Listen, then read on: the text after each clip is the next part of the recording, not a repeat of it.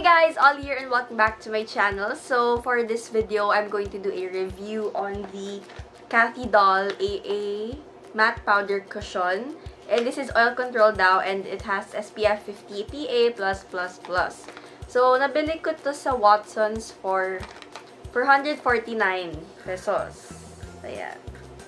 449 pesos. And ito yung small size kasi merong isa pa. Oops, wala ako sa focus. Okay.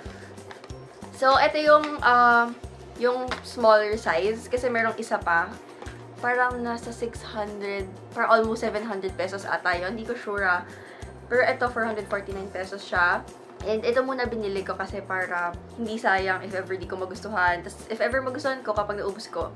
Pag naubos na to, bibili na lang ako nung mas malaki. Yung shade na nabili ko is number 23 Natural Beige. Ito siya. Actually, hindi ko sure kung ito yung shade ko kasi ang dami ko nakita na reviews. Tapos, masyado siyang maputi. Pero nag-tone down naman siya, I think. So, ito siya. Cute ng packaging, sobra. Ayan. Okay itong gantong kaliit kapag magte-travel ka. Para mabilis lang siyang matchy sila ng nails ko. So, pag in-open mo, meron siyang mirror. And then, ito yung sponge. Yung puff pala. Ang liit lang rin niya. Ang cute. And then, pag in-open mo, ito na yung cushion mismo. So, i-peel off lang natin siya. Actually, first time kong gumamit ng cushion, believe it or not. So, ayan na yung cushion. Ang cute! Ang liit lang! Siguro, okay talaga siya for traveling. So, wala akong anything ngayon sa face ko except for moisturizer. Ginamit ko yung, as usual na moisturizer ko, which is yung Eye White Aqua Moisturizer. And kung makita niyo yung face ko ngayon, ang dami kong acne marks, acne scars, or kung anong tawag sa kanila. Ayan. So, ngayon maglalagay lang ako ng Velcro sa hair ko para hindi sagaban. And basa pa yung hair ko. And kung napapansin niyo, meron tayong new setup. I'm working on it. Inaano ko pa. I-decorate ko pa. Iibahin ko yung mga etchos-etchos dyan. So, ngayon, i-apply na natin. Okay.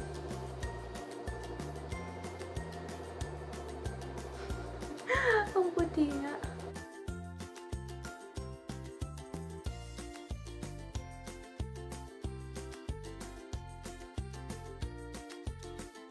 So, ayan, kita-kita nyo naman yung difference. Sobrang puti nito.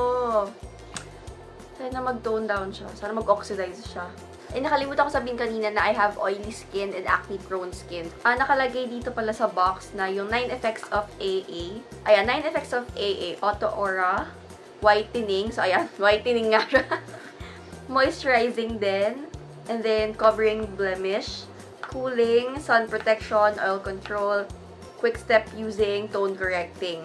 And so far dun sa covering blemish niya na claim, okay naman, medyo na-cover niya pero hindi pa enough yung coverage para sa akin. So, tatry kong patungan yung dun lang sa area na yun kasi baka sobrang puti naman na nung ko, face ko. Amoy tea tree oil siya. Meron ba siyang tea tree oil sa ingredients? Pero meron siyang salicylic acid. And isa yan sa pinaka-effective na pampawala talaga ng pimples. So, ayan. Actually, sa camera, medyo maputi talaga siya. Pero sa personal, maputi siya, oo. Pero, hindi like sa camera. Hindi siya ganyan kaputi. Feeling ko mag-aano naman to. Mag-oxidize. So, ayan na yung half. And kung makita nyo, na-cover naman niya yung acne marks ko, pero may kita mo pa rin talaga, ano pa rin sila, nag-peek through pa rin sila. Ako kasi, gusto ko talaga yung mga foundations ko is full coverage talaga. Kasi kailangan ko silang ma-cover. Pero I think ito okay na yan. So ngayon, lalagyan ko na rin yung kabila.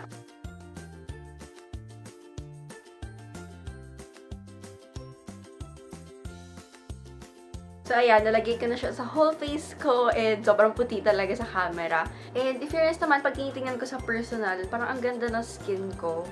Parang ang flawless niya. Parang natural lang siyang tignan. Parang skin, but better. Ganon. Pero, ayan, kita pa rin talaga yung mga acne marks ko. Ayan, makita nyo, diba? Kita pa yung acne marks ko. Kahit pinatungan ko na siya ng isa pang layer. And sa pores, hindi naman niya na-emphasize. So, okay yun. And since sabi na matte powder cushion siya, para sa akin, parang hindi naman siya matte. Tingnan niya, diba? Parang may dewy-dewy effect.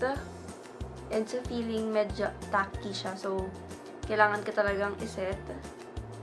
And may minimal transfer. So, tingnan ko kung bumakat. Hindi siya bumakat, pero may onting transfer sa finger. Yung feeling niya sa face, hindi naman siya mabigat. Lightweight naman siya. So, okay yan for everyday. So, ngayon, I'll finish the rest of my makeup. And lalagyan ko na rin yung neck ko. Kasi hindi sila pantay pangit tignan, diba? So, ayun. I'll be right back. Okay, so ayan, may makeup na ako. And ang masasabi ko talaga, ang ganda niya sa skin. Ang ganda niya rin sa camera. Pero ayun talaga, sobrang puti niya. Kahit nag-bronzer na ako, tas yung powder na ginamit ko medyo dark. Pero ayun, ang puti niya pa rin. And makita niyo talaga yung difference sa katawan ko. Though medyo maitim talaga yung tito ko dahil na-sunburn. Pero ang puti niya. Pero ang ganda niya sa skin. Ang ganda niya sa skin. Yun yung masasabi ko. And naglagay ako ng onting highlighter para, di na kasi ako sanay na hindi nag-highlighter. Pero onti lang para hindi mapagkamalang oil mamaya pag tumagal. So far, yung mga claims niya na Auto Aura. Actually, hindi ko alam. Ano ba yung Auto Aura? Whitening. Siguro, whitening siya. Dahil, diba, Korean ba to? Or parang Thailand? Kasi si Mario Mori nandito sa box. Diba sila, ano talaga sila, mapuputi talaga sila. Kaya siguro yung shade range nila is mapuputi talaga. Moisturizing. Medyo confusing yun kasi matte siya, tapos moisturizing siya. So, parang what?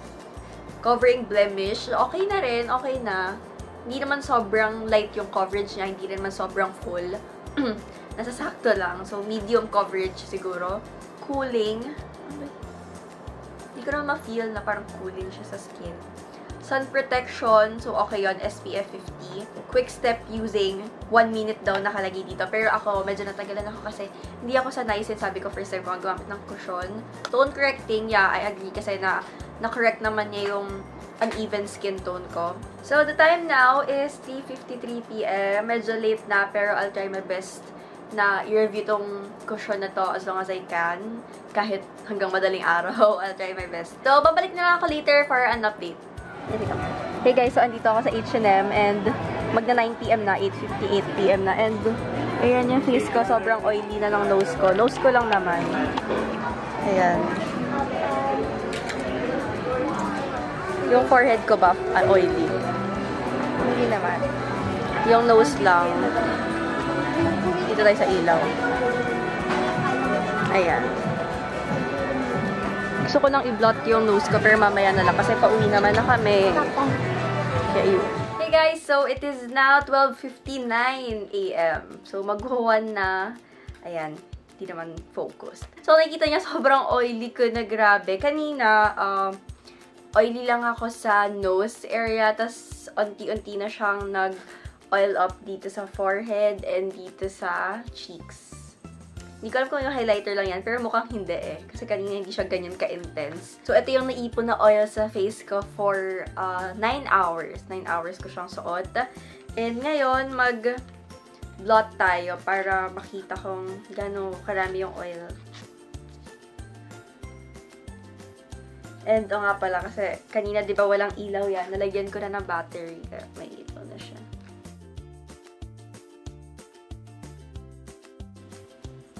Oh my gosh, may ipis! Naglakad. Oh, wait lang, papatayin ko lang. Papatayin ko lang ipis. Okay, I'm back. Don't worry, naghugas ako ng kamay, tas nag-alcohol ako. Okay, so back to blotting. So, yan. Parang okay na ulit yung face ko. Parang yung itsura ko lang kanina. So, yan. Okay na. So, ito yung oil ko. Ayan. Actually, parang onti na to eh. Para sa 9 hours. So, ngayon, para sa final verdict ko, tingnan natin kung tama ba yung claims niya. So, di ba sabi nga dito na matte powder cushion siya? I don't think na matte siya. Kasi diba kanina nung unang pag-apply natin, nung wala pang powder, anything, nung hindi pa tapos yung makeup ko, medyo may dewy effect siya. Hindi siya matte. And yung sa feeling niya, hindi siya matte. Pero wala namang problem doon kasi, ayun, sinet ko naman siya with powder. And oil control, I think, yes, na-control naman niya yung oil ko kahit papano kasi for 9 hours, ganun lang karami yung oil na nakuha ko. And siguro kung mahilig ka naman mag-retouch throughout the day, I think okay na okay ka. Kasi tignan niyo, diba, nag-blot lang ako, tas maganda na ulit siya, maayos na siya. Parang yung itsura ko lang kanina nung unang pagkaka-apply ko. And then, ngayon, hindi ko alam kung ako lang ba, parang ang weird, biglang na-cover niya yung pimples ko. Diba kanina parang medyo nakikita pa yung scars. Parang na-even out naman yung skin tone ko, pero nakikita pa rin ng onti yung scars. Pero ngayon, parang mas na-cover nung tumagal. Hindi ko alam kung bakit.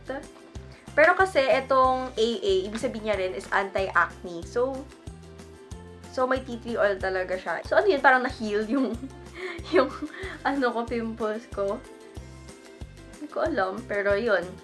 So ako, nagustuhan ko talaga tong cushion na to. And I think madalas ko na tong gagamitin for everyday. Kasi sobrang lightweight niya lang. And maganda naman yung coverage niya. And ayun, nakakontrol nga niya yung oil sa face ko. So sobrang okay na okay sa akin yun. Yun yung hanap ko sa isang foundation or basta sa base.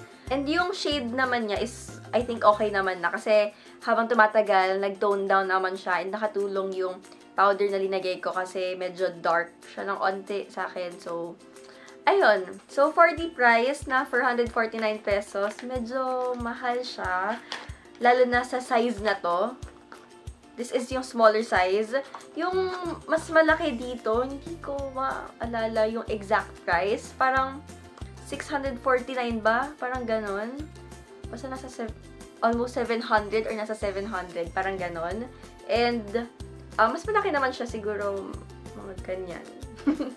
Basta ganon. So, medyo mahal na talaga siya para sa isang maliit na product.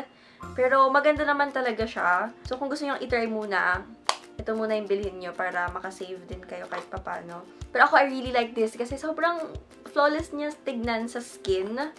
Kahit ang dami kong bumps. And ang napansin ko is hindi siya gaano nag-settle dito sa lash lines ko. Kasi usually sa akin yung mga foundations, nagsisettle talaga sila. Pero this one, hindi naman. Pero ito, dito sa nose ko, dito sa gilid, medyo nag-rub off yung product. Hindi ko alam kung gumanon ba ako kanina. Baka na-rub ko yung nose ko. Pero ayan, wala na siya. Ito, hindi naman ganun kahalata pag malayo. Pag tinitigan mo lang talaga. Pag malayo, sobrang ganda. And sa camera, sobrang flawless niya tignan. Pero kapag malapitan, dito, banda, medyo nag-cake siya ng onte. Pero overall, sobrang nagustuhan ko talaga tong AA matte powder cushion from Cathy Doll. I think bibili na lang ako ng bigger size nito and then this one, yung smaller size. Ito na lang idadalhin ko kapag magta-travel or kapag sa hikay kit ko, kapag mag-makeup ako on the go. Ito na lang ilalagay ko kasi maliit lang siya and madali mo lang siyang malalagay sa bag mo. So, ayun, wala na akong ibang masabi na maganda about dito sa product na to kasi nasabi ko na maganda siya and I like it. Kaya ayun, I hope you find this review helpful and kung nakatulong sa inyo, don't forget to give this video a thumbs up, comment, and also subscribe to my channel kung di pa kayo nakasubscribe. Kaya ayun, thank you so much for watching and I'll see you in my next video. Bye!